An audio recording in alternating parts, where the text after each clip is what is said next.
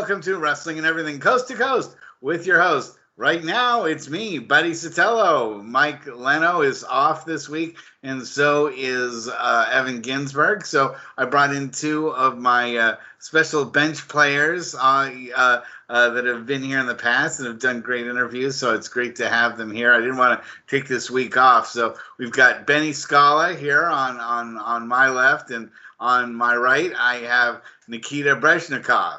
And we're very glad to have them here because certainly was another long and arduous week in the world of professional wrestling. I said to Evan, I'd really love to do a show sometime where we weren't doing a tribute for a major wrestler dying during the week. And unfortunately, we have two major wrestlers that died this week, two of my favorites. And so we have these illustrious hosts here, guests tonight, to be here to tell us what their thoughts were on the passing of both of these wrestlers. First of all, how are you gentlemen tonight?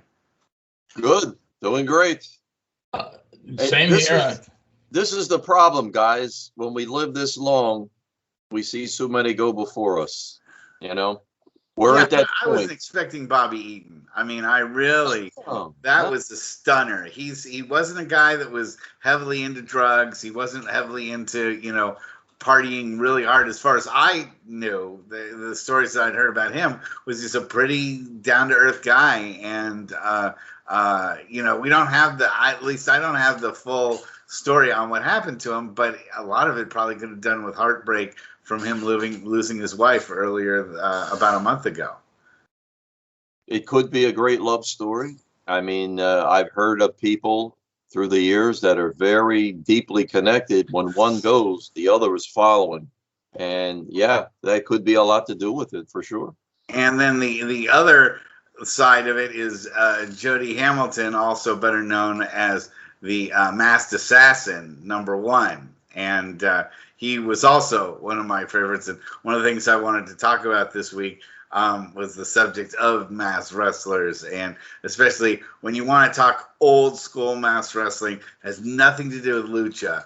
The Masked Assassin was the embodiment of that. He was absolutely what I think of when I think old school masked wrestling. So I certainly want to bring that up as a topic. But let's first talk about Bobby Eaton and what he meant to professional wrestling. And what are your guys' thoughts on Bobby Eaton's career as a wrestler? Benny, you take the lead, because I'll be honest with you. These two names, no disrespect, I'm WWF. Now, I seen Bobby a couple of times on the road. He was there, Midnight Express with Cornette. Nice guy and all that, but Benny, you probably going to have more on it than I am. Well, I'm kind of the same way. I mean, I grew up in the 70s watching, WWF, but I did watch a good bit of WCW in the 80s and the 90s, and I always was enamored by Bobby Eaton. He was just, never said a word, silent guy, always a heel, but really wasn't like a vicious heel, but the guy just was flawless in the ring. The way he executed everything, I was just in awe of the guy as just how he wrestled. I heard something recently that I think it was Steve Kern said something at a function that the greatest wrestler of all time, in his opinion, was Bobby Eaton, and the first person to get up and start clapping was Ric Flair. And to me, that says it all as far as what kind of wrestler the guy was. Yes. I remember seeing Bobby Eaton versus Ric Flair solo match on the NWA Saturday program, and I think it went to a time limit draw between Flair. I think it was like a 45-minute match, and it went to a time limit draw between him and Bobby Eaton. And to me, it was one of the greatest matches that I've ever seen on TV. It was really back and forth. Neither one gave any ground. Bobby Eaton knew all of Ric Flair's tricks. Ric Flair, had a lot of respect for Eaton in the ring. And it was really, they should have put their mullets on the line. That would have been the real. Mullet versus mullet. Yes, because that's the other thing I remember about Bobby Eaton is that you couldn't get a more mullety wrestler. You could only hope to tie his mullet, but you couldn't exceed how mullety that his haircut was. I think there's actually a website called mullets.com, and he should definitely be on there. If not their poster child, I'm sure there's a number of 80s wrestlers that made their way on there. But what do you guys think about a guy who mostly is known as a tag team wrestler? I mean, how does that change your view of his greatness, or does it change your view at all? Well, it doesn't. And I'll tell you, Jericho posted something last night. He said, I only worked with him one time on a TV match. And he said he called everything on the fly. That was it. We know what the ending is going to be, but he said move for move, too. He would call it on the fly. But a guy like Dominic DeNucci, who could do both, Chief was good that way. So when people get into this wall of tag team or singles, it's like, no. If you can't do it all, you're not going to be good at either. So absolutely, Eaton proved that when you go out there and you have an opportunity to work with somebody like Ric Flair, he could get it done and then turn around and carry tag team. Yeah, he did have his Lord Eaton moments where he was fighting on his own. I thought he was very effective, but a lot of people would say, well, he didn't gather a lot of singles titles. So does that erode into his level of greatness? No, not when you think of the whole thing as a big gimmick anyway. A title is a gimmick. Somebody's carrying it. You have to be able to carry the company to have that singles title. So if you're supporting the company with a tag title, that's just as good and very much just as important.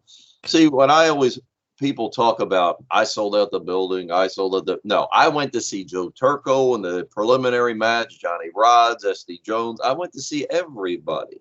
So it's like, no, not just one of you guys. Maybe for the bean counters in the office, they said, okay, you're the face of the company, so all the heat would be on them. But for me, ticket buyer, I went to see the whole group, man.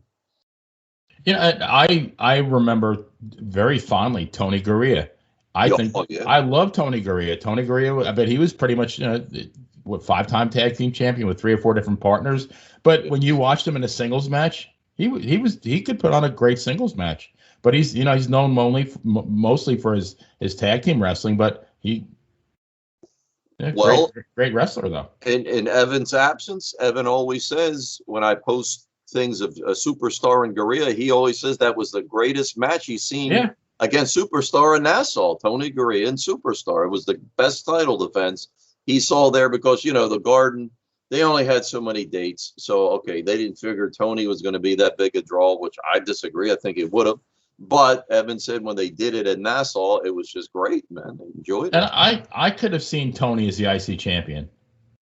Oh, sure. Without a doubt. I think he would have made a good IC champion.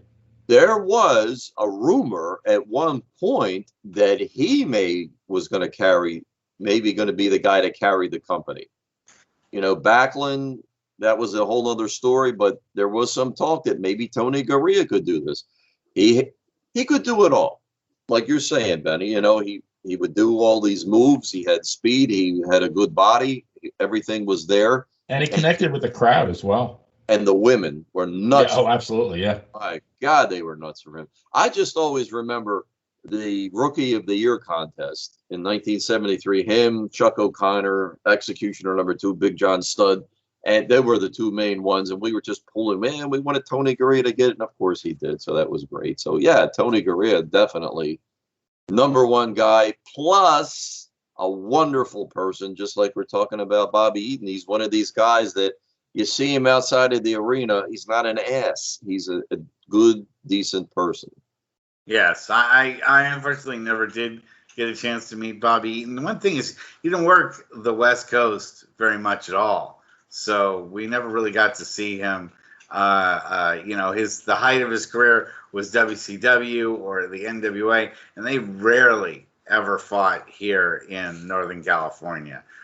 We were mostly in AWA territory with the WWF coming in, every so often. But the most regular matches that we got to see growing up, or I got to see growing up, was during the AWA period of that, when you had Rick Martel as AWA champion, going all the way up to, say, the end part of the AWA when they started eroding into territory. But most of our matches were very AWA centered or had AWA talent on them. So we didn't get to see guys like Bobby Eaton or the Midnight Express very much, or a lot of the NWA talent. The only way I really knew about them was either watching Mid-South Wrestling, that then became the NWA program, the TBS 405 on Sundays. That we would make sure that we'd get in our car or get in our bikes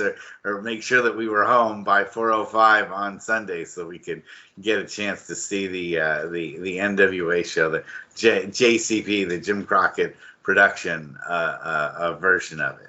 There was no way I wasn't going to be home. Like in my case, it was Saturday night. Initially, when I started watching WWF, it was on Channel 47 from Newark, New Jersey. I believe it was Saturdays at 6:30.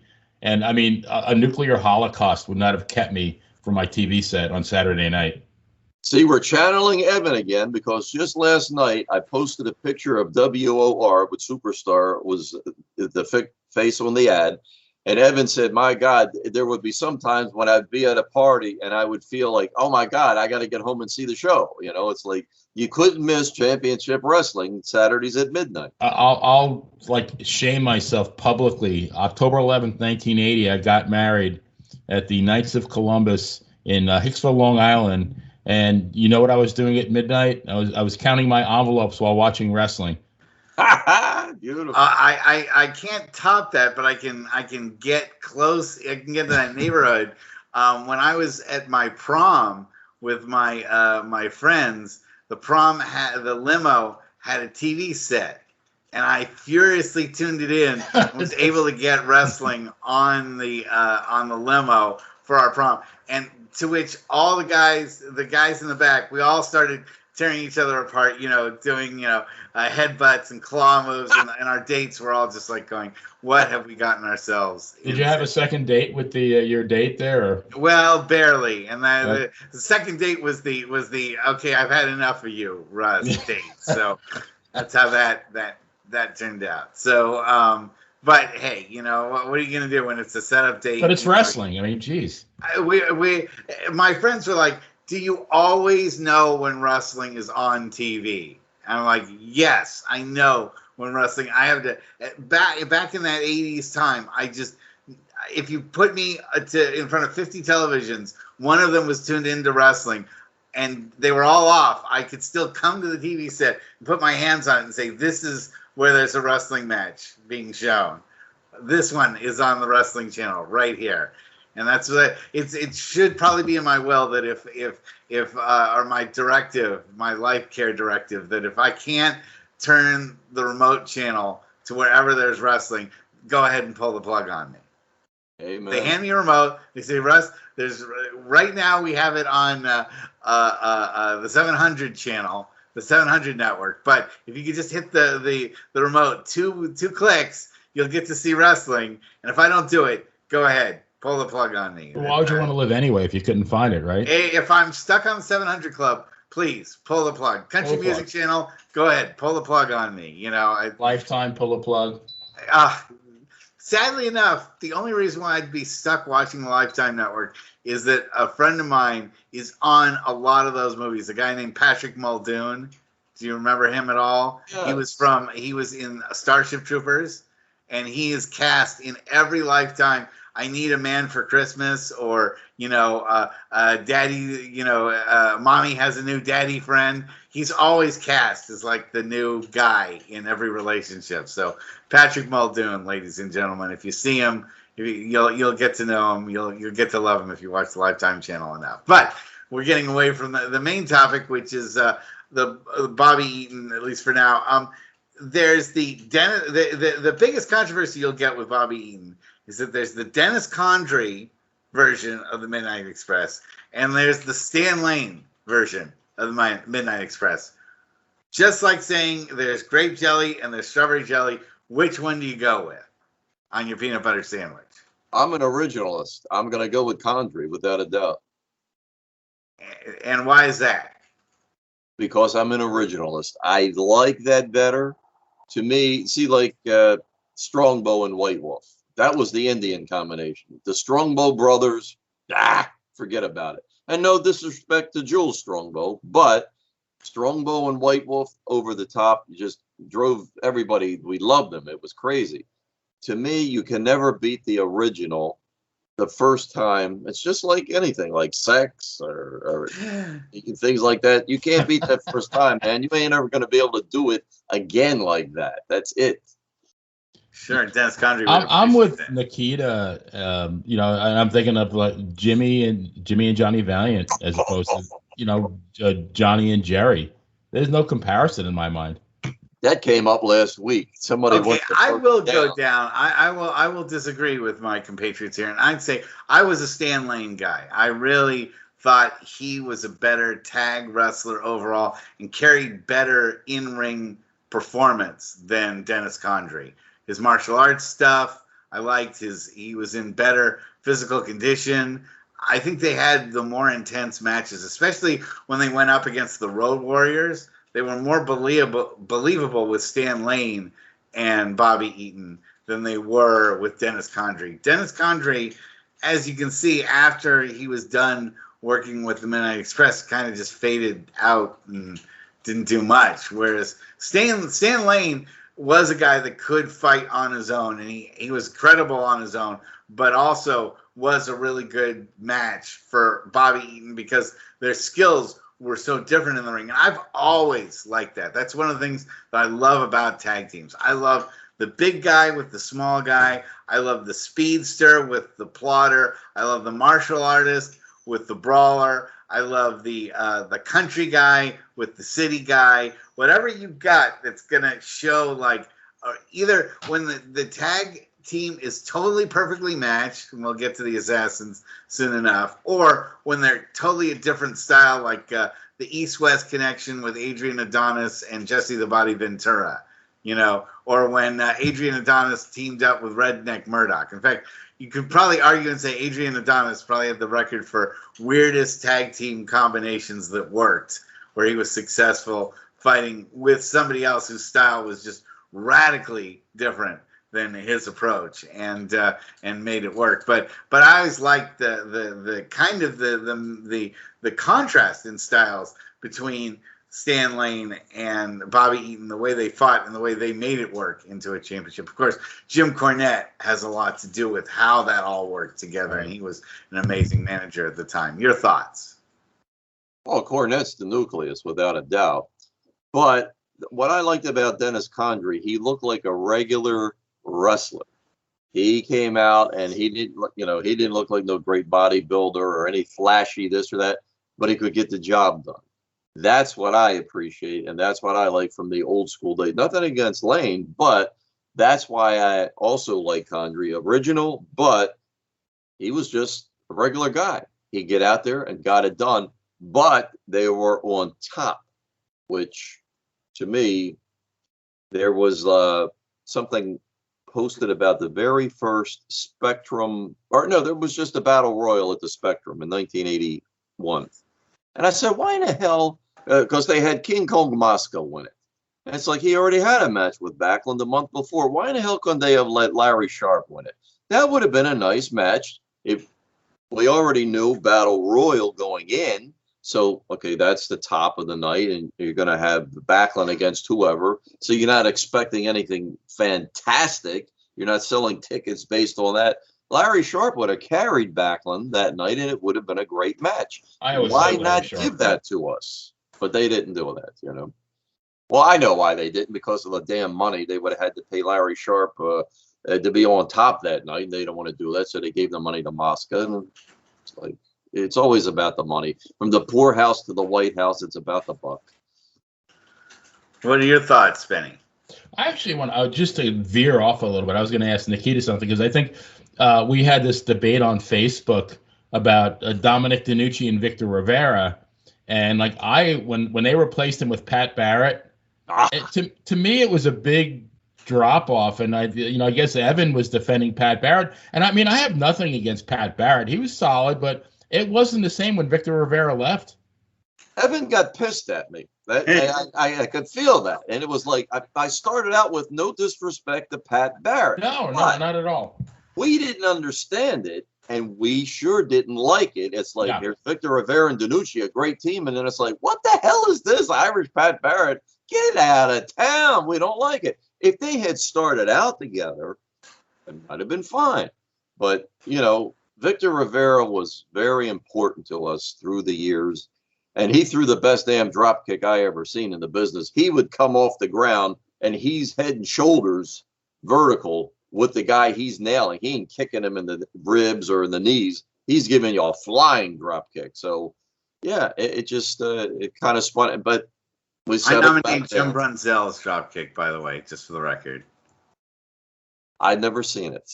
Excellent. Jim Brunzell? No, excellent drop kick. Yeah, that was his thing. And I had a networking group with a friend of mine who grew up in the same cul-de-sac in Big Bear, White Bear Lake in Minnesota. Yes, he was in the same cul-de-sac as him, and she said that when they would play, the football over by the between the cars and everything, street football, he would just completely destroy all the other kids in the neighborhood. And so everyone knew he was going to be like a big time athlete, and so he's still the hero there. I can relate to that because I used to play street football, running between tractor and trailers on a busy street, and hey, we survived. We lived. It's like today, it's the thumb generation, and not just today, but the last 20 years. That's why they can't relate. I love when you huddled, like, Joe, you cut behind a white Chevy. Yeah, or you trace it out on the ground in front of you using things like a bottle cap and like an old popsicle stick. Yeah, popsicle stick, an old Cheeto that you find, a couple of pennies and change, and you'd say, okay, now you're going to go over by this car. You're going to be the penny. You're the nickel. Wait a minute, I should be the penny. I should be the nickel. You have people arguing over whether they be a Cheeto or a Frito, something like that. So yeah, that's certainly something that today now we got to worry about if your kids are going to get COVID if they go out. You don't have to worry about getting hit by a car anymore so much as you're going to worry about are they going to come back with variant D and infect and kill your whole family. But that's again a different story. And you absolutely were going to hit a vehicle. You did it because you overthrow, underthrow, and you bounce it on. Here comes whoever's car you hit, screaming and hollering. And they're going to go along. You're chasing that ball. You don't see that car that you smack right into. You have your other friends, armed with water balloons further down the block, and they can go and throw water balloons as a distraction, hit the driver, and then run off. While the driver's trying to yell at the other kid, you can have them bombarded with water balloons, so that then the driver goes, hey, and then the other kid splits. We had that alternative plan for when we got into trouble. But we had an old lady one time. She got pissed, and the ball was bouncing, and she actually made a good catch on it. When it bounced 3 times to pick the football up, and they said, get her, don't let her do that. What the hell am I going to do? Fight an old lady? She's got the ball, She took it in the house, and that was it. She was pissed. She finally gave it back a couple of days later. But end of the game there. So do you have any Midnight Express matches that come to mind that you can think of that were really memorable that you'd watched? Well, I got an experience, and again, Evan would relate to this if he was here. It was October the 23rd of 2002, and it was a big show in Indianapolis. Midnight Express were there. This guy that promoted it, he had so many stars. He thought he was going to do great, and it looked good on paper. But the poor bastard didn't realize it was the first night of the World Series. Ugh. And it rained so hard, it would have rivaled Noah's Ark. So, I'm standing there, I'm watching the gate, and it's like, okay, here comes 20 people. And Evan's standing there with the programs, and it's like, this doesn't look good. This does not look good at all. So I go seriously to the, I said to Nikolai, I said, I'm going to go talk to the guy. So I said, we already had half, but it's like, we got to get the rest of the money. And they're almost in tears. And so the girl's like, we got to pay you in 5s and 10s. I said, honey, I'll take coins. I don't care. But this isn't looking good. So then tell Evan. Evan goes to get Johnny's money. By an hour before bell time, this guy's he had to call his mother, and she's writing checks. Well, Cornette had 10 shit fits. He's screaming and hollering. He throws a beer across the locker room, screaming and hollering. And it became almost a riot. He goes out and gets on the microphone, and it's like, oh my God, this is ugly. So it's like, that memory I'll never forget. What did he say on the mic? A lot of it. Let's just leave it at that. And people were kind of like, oh, my God. So Mick Foley kind of saved the day. He started giving out free pictures and stuff like that. Because I'm telling you, the payroll had to be crazy. It looked good. And this guy booked a facility that would have held about 3,000. So we were all figuring, oh, man, this will be a nice night. We'll sell pictures. We'll do this. We'll do that. I think maybe 50 people came through the door, if that. Ugh, and again, it was just one of those perfect storms. Too much shit happened in one time, and then that is the promoter's nightmare. Absolutely. Yes. But it also proves something else, that one of the more unpopular promoters here in the Bay Area is one of the more successful guys. His name's Kirk White, runs Big Time Wrestling. He got it from the Roy Shire original group, and so he bought the name from them. And he has deals with card collector places and toy places and car dealerships that he has his place sold. He has his money paid for on the match before he even sells a ticket. And that's probably the only way he's able to survive as an owner, by marketing out the wrestler well before he ever steps in the ring, because he doesn't expect for shows to pay for his talent. And as much as I dislike the guy, and really he could turn a penny into copper wire if you handed him one. He would stretch a penny so far it would turn into wire. And you get to think that way. It is a business. It's not for fun, and it ain't like I don't have anything better to do. Because sometimes over the years people would say, well, I can't pay you a lot, but you can sell a lot of pictures. It's like, well, you pay me and you sell the pictures. How about that? Well, no, I don't want to hear that. It's like, well, then why should I inherit your problem? That's not the way this works. We're doing it. And see, like Nikolai over the years, he would take lesser paydays because he loved to travel. He loved to get out of the house, actually. He loved to travel, and he still wanted to be active, and people would take advantage of that and think he was stupid and think they could beat him. It's like, no, he knows what you're doing, asshole. He just wants to do it, okay? It's not that important to him. He doesn't need to make a big pile of money, but he wants to be there at your show, so don't disrespect him that way. Benny, your thoughts on how promoters work that way? Well, I'm not really that. I'm going to go back to the previous question. I don't have a whole lot of experience with promoters. I'm more of a fan that got into this, the podcast thing and the writing. But, I'm going to go back to my memory of the Rock and Roll Express was when they were in Mid-South, and Bill Watts is interviewing Jim Cornette, and the Rock and Roll Express. While I guess the Midnight.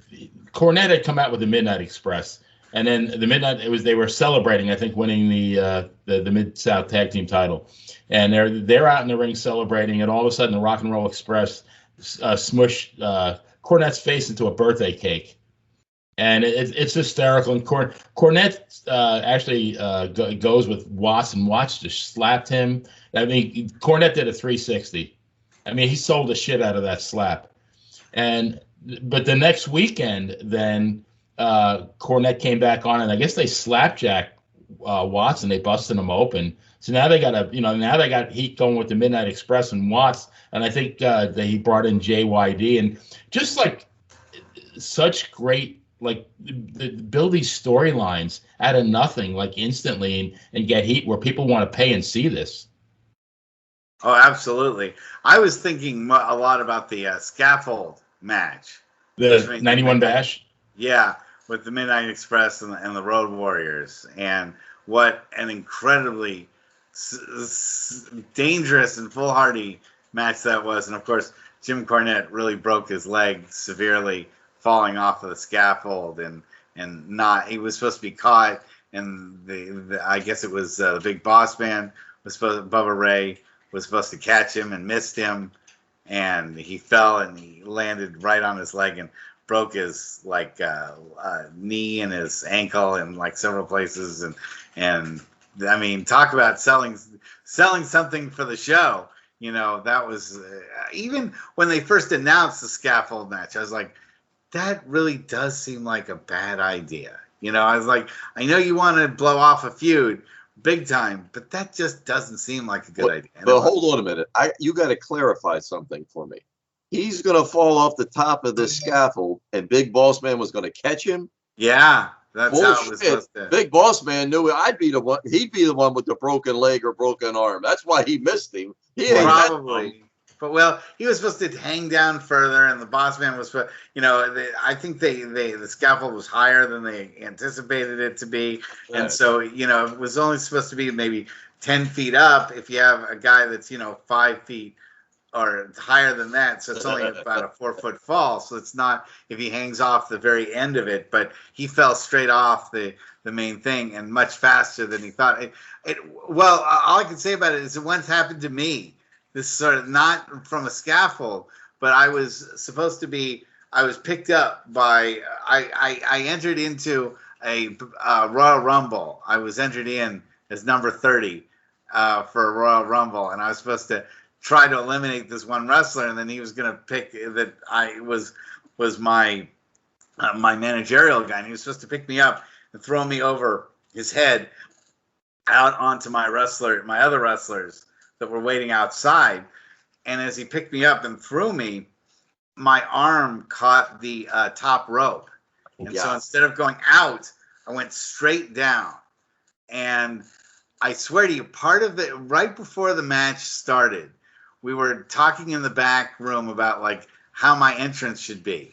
And I said, well, what I want to do is I want to come out like when you would see like other wrestlers like Jim Cornette come out like in a catcher's mask and like the football pads and all that stuff. So I said there was a guy there, and it's like, hey, your daughter here, can I borrow her bike helmet? Which had all these little flowers on it and stuff like that because it looked really goofy. And I had goggles on, and I had all my MMA pads and wrist guards and all that stuff. Well, if I hadn't worn that helmet, it's actually what I landed on, and I actually cracked the helmet. And wow. Yeah, if I probably would be still in the hospital, or I could have been killed because I landed straight on that thing and somehow was able to survive. I have shoulder issues to this day because of the landing also on my side and everything. It wasn't pretty, but it could have been a lot worse, scarily enough. Trauma is very severe, and that's why it goes on in the NFL. They may be wearing helmets, but they still are crashing the brain together. Yeah, and it's just not a good combination. It's not going to work. Buddy, I actually thought you were going to the 1991 Great American Bash, where it was Bobby Eaton, stunning Steve Austin, Terry Taylor, and PN News. Talk about in high school or like a job aptitude test, which of these four doesn't belong. That's but that was one of the worst matches ever. I guess by then Cornette and Stan Lane had left WCW. And Bobby was still there, I guess, as a babyface working with PN News. But these poor guys, arguably three of the best workers of that time, Terry Taylor, Steve Austin, and Bobby Eaton. And all they were doing was just trying not to fall and kill themselves. And, what was the point of that match? I mean, they could have had a great match on the ground in the ring. PN News, I'd say using the term great match is probably not used a whole lot. He was the one of the four that didn't belong. But, yeah, other than that. Yeah, no. Well, WCW at that point was just trying to grab at certain things just to see, what can we do for big ratings? And they thought, scaffold match. But it doesn't necessarily – scaffold matches don't tend to really be great technical matches by any stretch. So I'm glad they've kind of gone out of favor. You don't see them too often. And now let's see. We'll see the next WrestleMania will be all scaffold matches. No, You know? fans aren't that dumb. It's just like we caught on fast with the Texas Death Match. It's like, that's bullshit. Then the referee's counting and you have count outs. It's like, that's not supposed to happen. There's no rules. So it's like, oh, stick your Texas Death Match up your ass. It doesn't mean anything.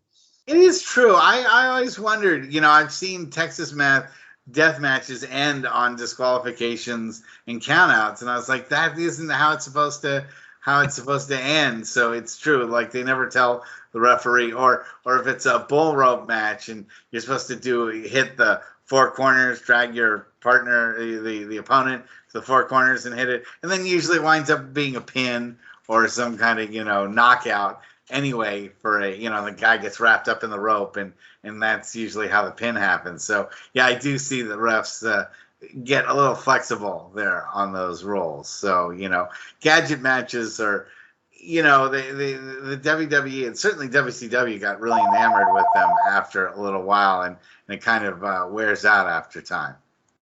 That's Evan calling in. Vince McMahon is the Antichrist. He should have pension plans. He should have hospitalization for the guys. Yes, well, and I agree with that too, especially when we're seeing now, this year, so many wrestlers that used to work for Vince McMahon aren't making it, even age 65. I guess the U.S. government must love not having to pay Social Security for any of these people. They've all paid into Social Security all their lives, and just before they're about to collect them, they wind up dying. So it's a game only Uncle Sam and Vince McMahon could love. But what did he make? I think $130 million last year. Like he can't afford to pay pensions and benefits and stuff like that. Well, his kids didn't receive one cutback. He can fire people left and right, Bray Wyatt included. But when it comes to Shane McMahon earning $1 less, when it comes to Stephanie getting paid $1 less, or Vince himself getting paid $1 less, that's something that doesn't happen. And it's a weekly gripe here at Wrestling and Everything Coast to Coast, but it's a legitimate one because he's always complaining that he doesn't have enough money to pay his talent, but he has enough money for himself. Well, when I looked at their last financial statement, I think they had $600 million cash in the bank. I think they can afford to pay their talent. None of them ever have, and none of them ever will. Vern Gagne included.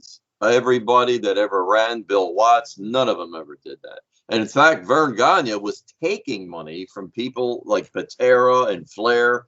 For a while, to come into the school, you had to give him 10% of whatever you made. I think maybe even Sergeant Slaughter was in on, part of that problem. And it's he took a huge cut out of Hulk's merchandise money and his Japan money, didn't he? Yes. Oh, that was a big battle too. Yeah, because Hogan's like, oh no, that doesn't apply to Japan. That applies to the United States. And it's like, oh yeah. All those bastards, nobody gets rich by being benevolent. Believe me, your government included. They don't take care of us. Nobody does. It's all for me and in my pocket. And oh yeah, I love you, and I'll go to sleep at night with your picture on my bedstand. Yeah, up my ass, the whole thing. But we don't see other businesses necessarily operating in that same sphere, and it could be argued that it's maybe not a successful way to always do business, to treat your employees like total cattle. Well, now a lot of places aren't offering benefits, and you coming in the door, they're telling you that. Forget pensions are gone. That's a thing of the past. And benefits at all, it's like, because with this Obamacare thing, it's like, I don't have to give you benefits anymore. No kind of health benefits. You go get Obamacare, I'll give you extra $1.50 an hour. And what are you going to do? You need to put food on the table and pay the rent. So you got to take what's out there, man. It's tough.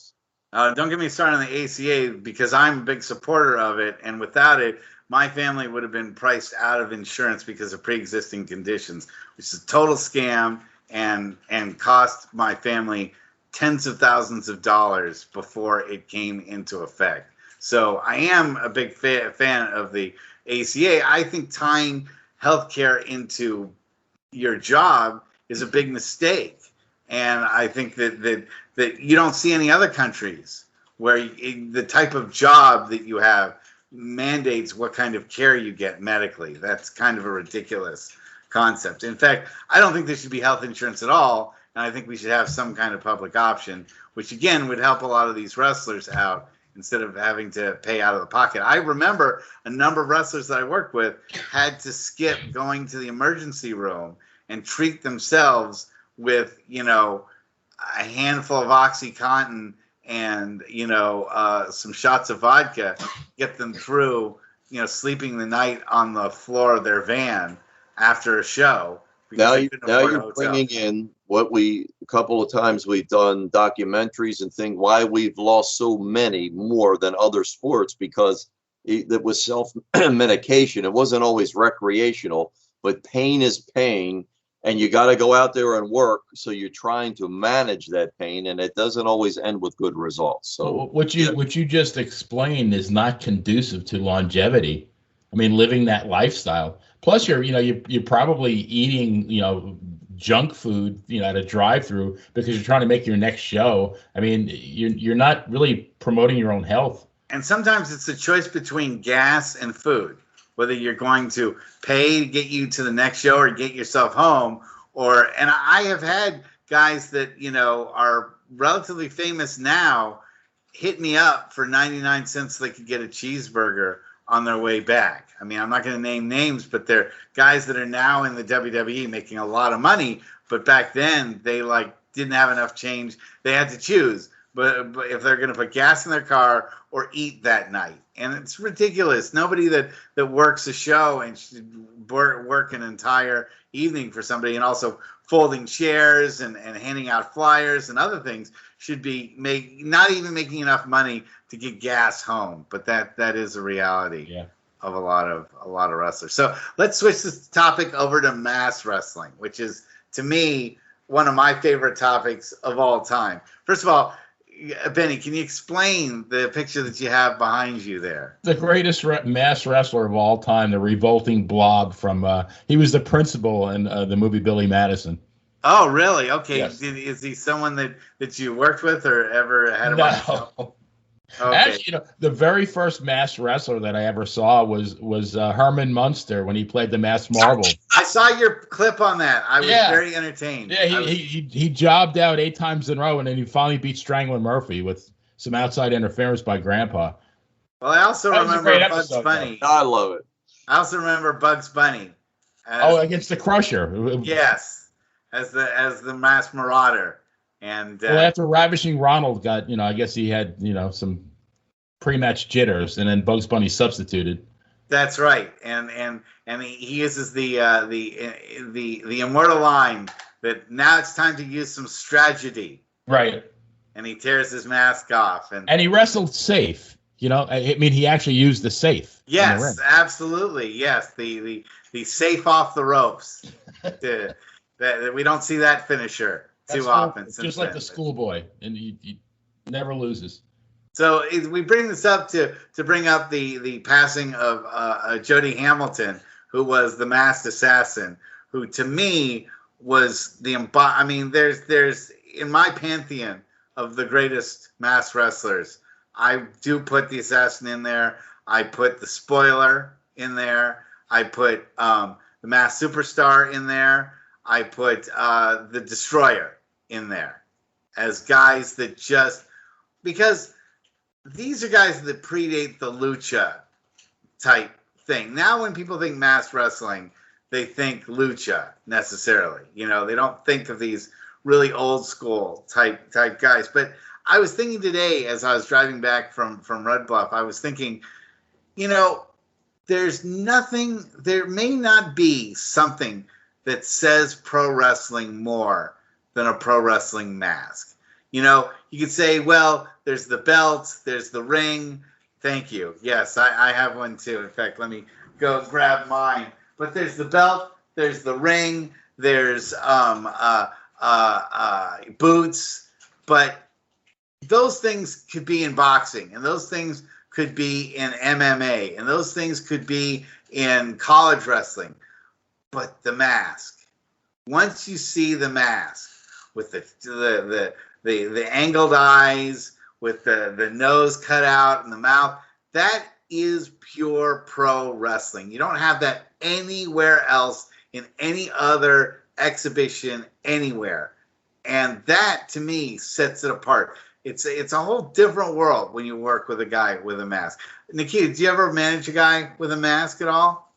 Yeah, Nikolai Volkov. Oh, really? Okay, tell me about his time with a mask. I don't really know about that. Now, see, this is a very obscure fact. In 1978, he got repackaged as the Super Destroyer, and under the guidance of the Grand Wizard.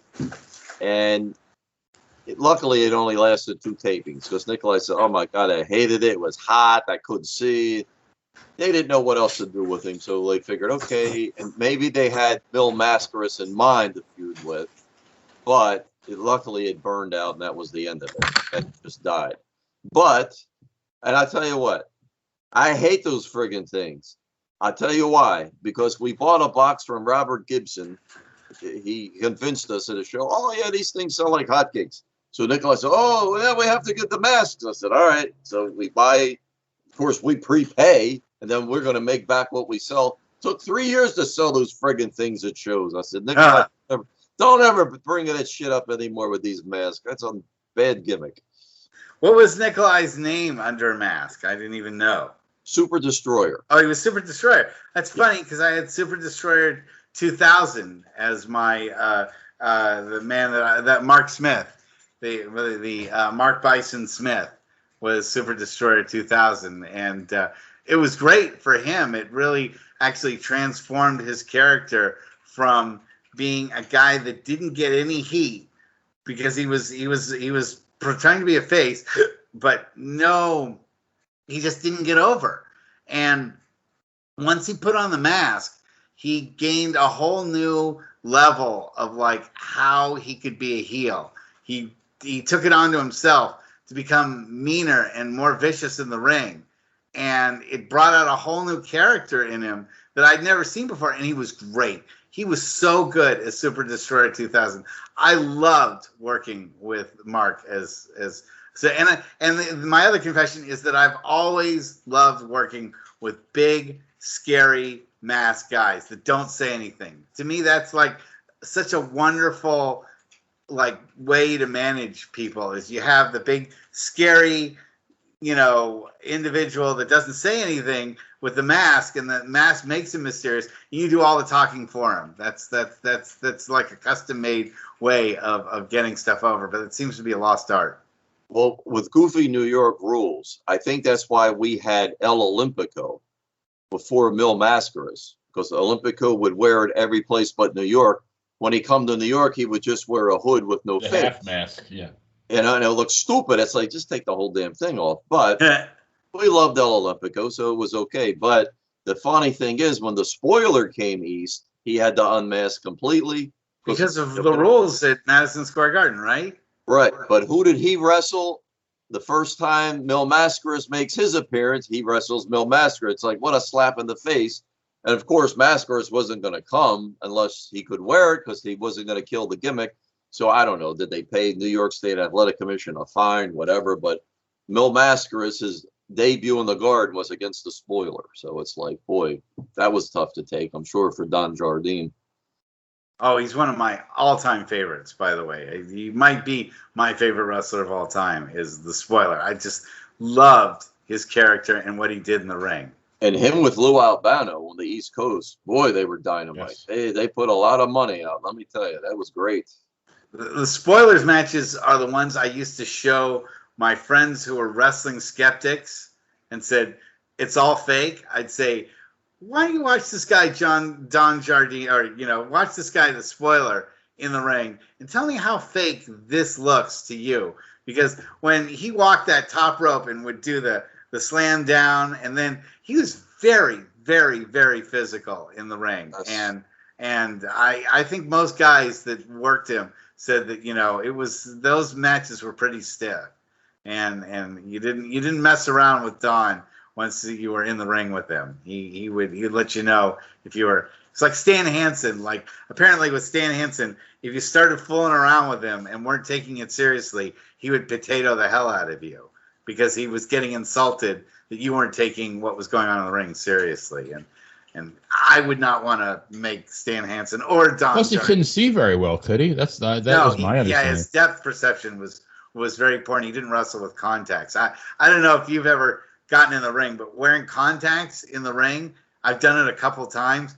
Really hard because you're sweating so much. You can sweat out your contacts. And one time, my contact curled up in the corner of my eye. And so I had one eye that was working and one eye that wasn't. I normally don't move around the ring with a whole lot of grace. But people thought, they were like, "Are you drunk?" And I'm like, "No, I can't see out of one eye because I am without these glasses. I'm legally blind." So and then it starts to give you a headache too when it. Oh God, it was awful. And then going to the back and having to wash my eye out to get the contact out. And I had to drive back the whole night with just one eye closed, which is why whenever I went to the ring from that point forward, I made sure to bring my glasses with me. So I had a backup in case one of my contacts got knocked out. And then I stopped wearing them all together. But what's your, Benny, give me some thoughts of some masked wrestlers and what that's meant to you.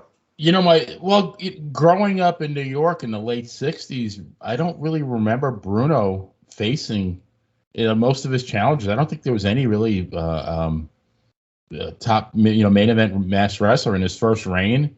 I don't even think maybe in his second reign, but maybe he faced the Destroyer. I think he did face the Destroyer, maybe in his first reign. But speaking of him, when I started becoming a fan in 1967, 68, one of the first things I started doing was buying magazines, of course. And I remember an issue of Wrestling Review, and there was an article about the Destroyer, and there was a picture of him wearing a suit, coat and tie, sitting in on an airplane, reading a wrestling magazine with his mask on. And to this day, that's still like one of the coolest pictures I've ever seen in my life. Well, there were a lot of wrestlers that, made sure that they never wanted to be seen without a mask. They love that mysterious identity. It did allow them to have a life outside of wrestling, because if they didn't wear the mask, nobody knew who they were, right? Except for Mil Masters, because he had done a lot of movies, right? And people knew who he was through the movies. By the way, Mil Masters, one of those bucket list guys I wish I'd been able to see live during his prime and never got a chance to see. There's about 10 wrestlers that I wish during this time frame I'd been able to watch live, and he's one of them, unfortunately. You hear a lot of bad mouthing of him, but from a fan's perspective, he set us on fire. He was great. I thought every match I've seen with him against Superstar. Those were great. The matches with Superstar were great matches. Yeah. Well, Evan would tell you too. They almost rioted in New York when he won by blood for the first match. So everybody thinks he's the champion. And when they said, "Whoa, but the belt stays with Superstar," it was almost a riot, And it's like, we believed, we loved it, And it's like, whatever was playing out dramatically between the people working in the ring, we didn't care about. We were entertained and we were happy. Who sold for who did? It's like, who gives a shit? We loved it. That's all that mattered to us. Any assassin matches come to mind? I know, Nikita, you probably didn't watch a whole lot of them, but what about you, Benny? Same thing. I mean, growing up, I didn't really see much of him at all. I mean, I read about him in magazines. I know he was great, but I really can't speak much to him. He had a feud with Dusty Rhodes that was pretty intense. Not for a non-Ric Flair or Harley Race match, the Assassin versus Dusty Rhodes matches were intense. A lot of blood. There were a lot, it really was great kind of old school setup. And I always liked watching the two of them work this show together. Yeah, you've got a point you wanted to bring up, Nikita? Nah, that's tough to bleed with a mask. Just talking about the contacts, that's hell. I mean, it's like, geez. It's just coming right in your face, in your eyes, and that's it, man. Boom. And really, unless you're wearing a white mask, can you really see it? I mean, well, you can see it around the eyes, and sometimes you dribble down the chin and stuff like that. It would be pretty intense. But I love wearing a mask. I personally, what's scary is that when I wear a mask, the more I wear it, the more used to it I am, and so I could like walk around all day with it on, and like people are like saying, "Would you please take that off? You're freaking us out." You know, I have a number of people that like I would on Halloween I'll go to business meetings and I'll be wearing the mask on, and I'll people will be like saying, okay, we get the point, but you're freaking us out. Take it off. Well, I got an email from my job last week. Masks are now required. So the next day I came in with this. Good job. Mask, right? Here's my mask. I've modified this one so that it would be COVID. Like I put a thing over the mouth and the nose inside, so that I would have a filter through this part of it, so that I could actually wear it during COVID times and be COVID compliant. But I don't know.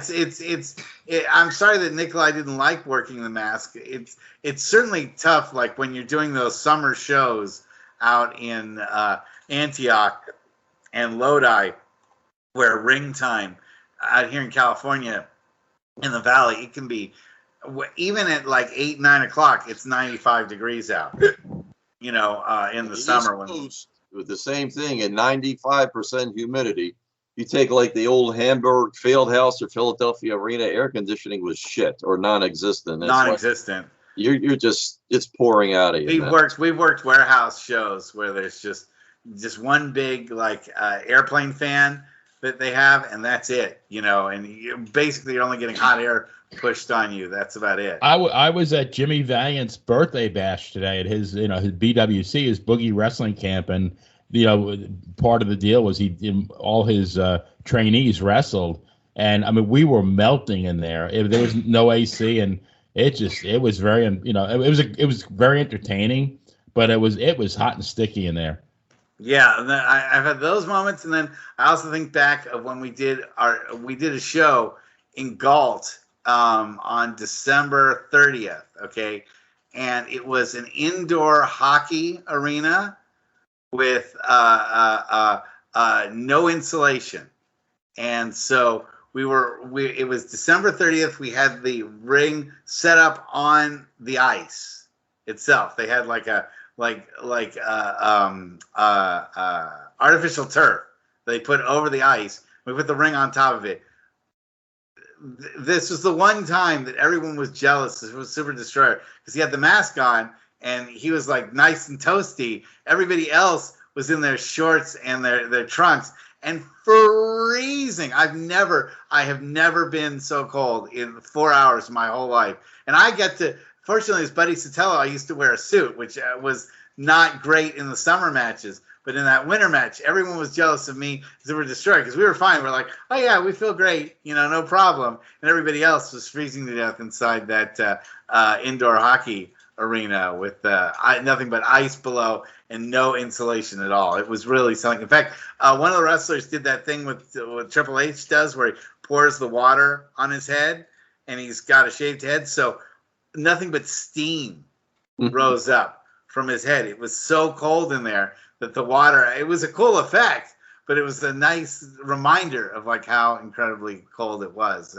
I really hope that somehow, the most recent incarnation we had of a masked wrestler that was old school was kind of the Fiend, Bray Wyatt's Fiend. And now that in itself has been thrown in the dumpster. And I don't know when we'll ever see like a really great masked wrestling. And maybe it's just something that dies with the death of kayfabe, is that these kind of assassin type wrestlers where if it's not lucha based, everyone's willing to buy masked wrestling when it comes to lucha because it's so central to what lucha does. But the old school Mr. X, Dr. X, the Grappler, Masked Superstar.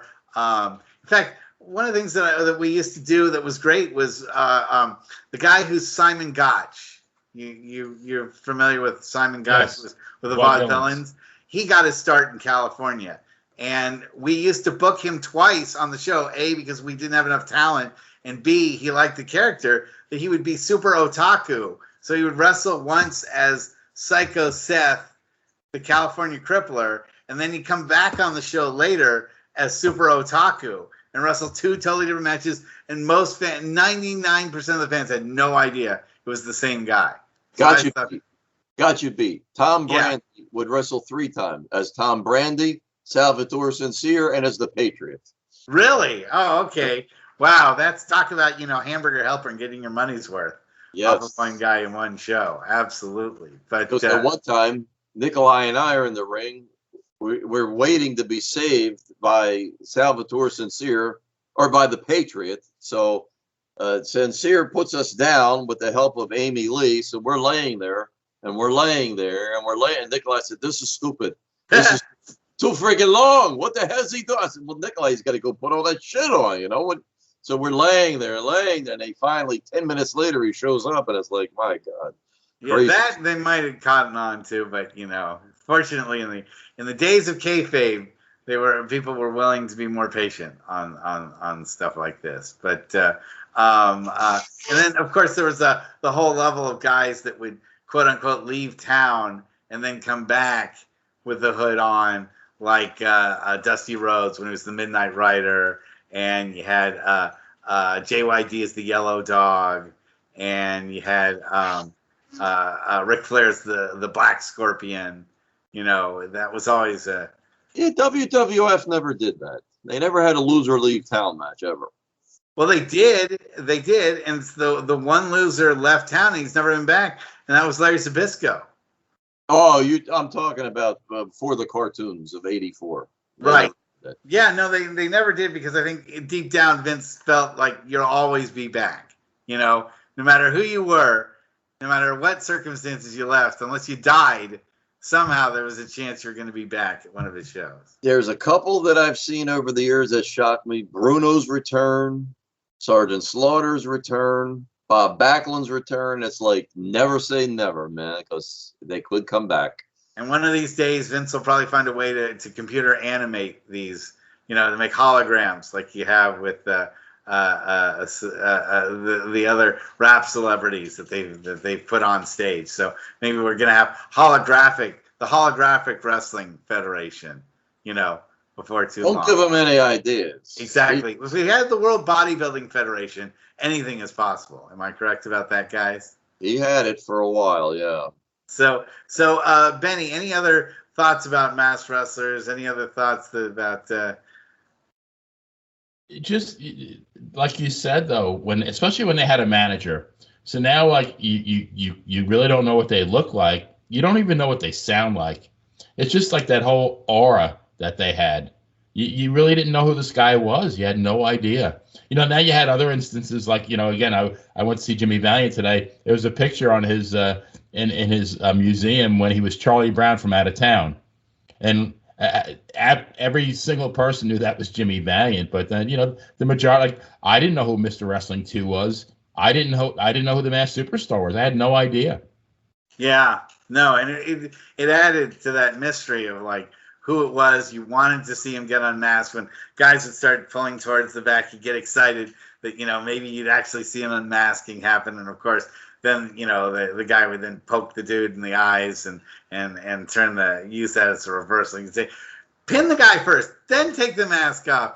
Don't try to take the mask off before you pinned him. And it's always a standard way for the masked guy to come back. But those are kayfabe days. We're not getting him back again. And there's something that I miss when guys like Bobby Eaton and Jody Hamilton are gone.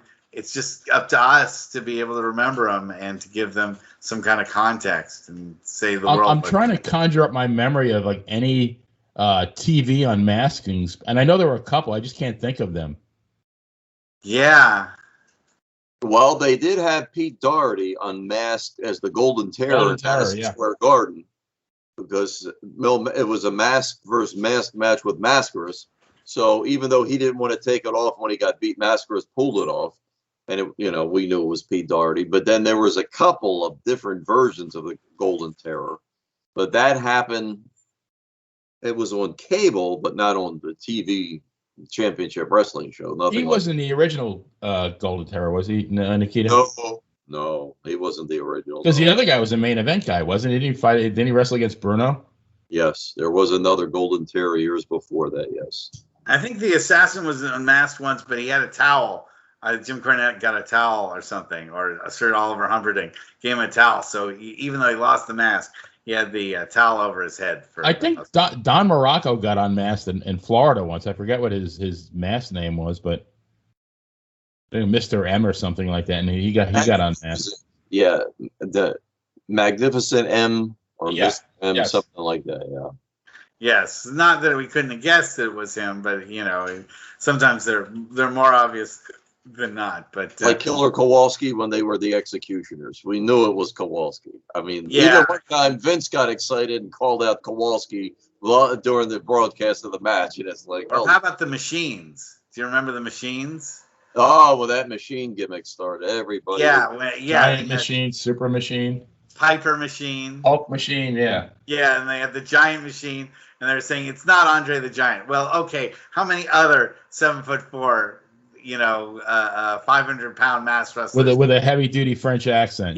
Could there possibly be? Yeah, exactly. But so, gosh, well, guys, we zipped through an hour. I really appreciate you guys filling in on a last second basis. Why don't you guys give your stuff out to promote? If you've got anything going on that you want to promote on our show, please go ahead and plug it. As always. Okay, you want to go first? Absolutely. I mean, classic book. Heart and soul in that. I'm not driving Cadillacs. I'm not buying a new condominium or anything out of it. But what's in my heart, I put out there to you people that weren't alive in the 70s, weren't kids in the 70s, when we believed and we loved it. It's a very good read. And I think it's a lesson in there, too, on how to work if you really pay attention. Awesome. I've read that book twice, and it having lived through it, it brings you back. And that, like, to me, that's such a great thing, because that was amongst the happiest times of my life as a fan. Just like I was 100% emotionally invested, in wrestling, and just like reading that book, it brings me back to that time. As far as me, Dan and Benny in the Ring podcast, and then I do write for ProWrestlingStories.com. That's great. Guys, really wonderful to have you in as hosts. We'll obviously bring you in again some other time because we really love hearing what you have to say about wrestling and really appreciate it. So you guys have a great weekend, and we'll talk again soon. All right. Good night, everybody. Good night. Beautiful. Thank you. Bye-bye.